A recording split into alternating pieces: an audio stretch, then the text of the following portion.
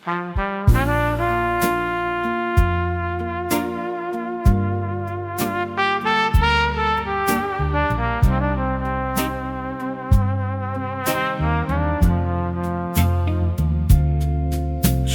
ត្រូ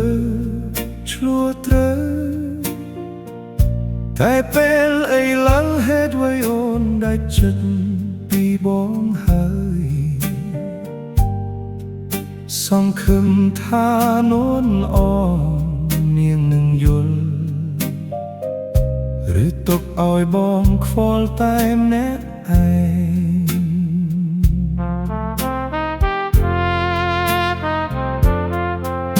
បើយើងអស់និស្ស័យគ្នាសូមពងងារមេត្តាកុំផុសរូបបងសូមកុំប្រាប់រឿងយើងទៅគេ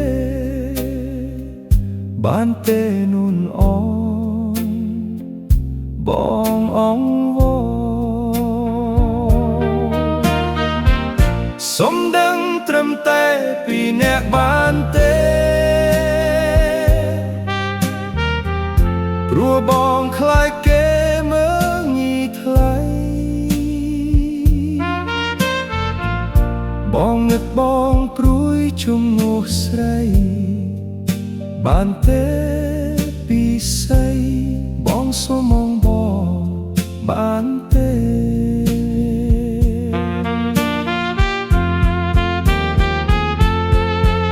បងអៀនបងខ្មាស់នោះជុំវិញ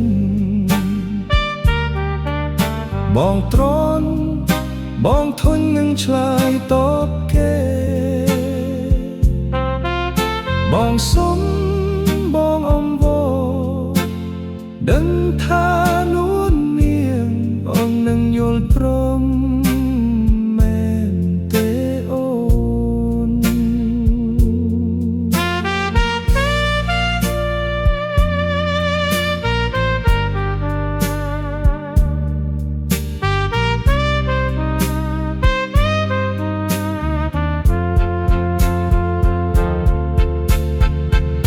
សូមដឹងត្រឹមតែពីអ្នកបានទេ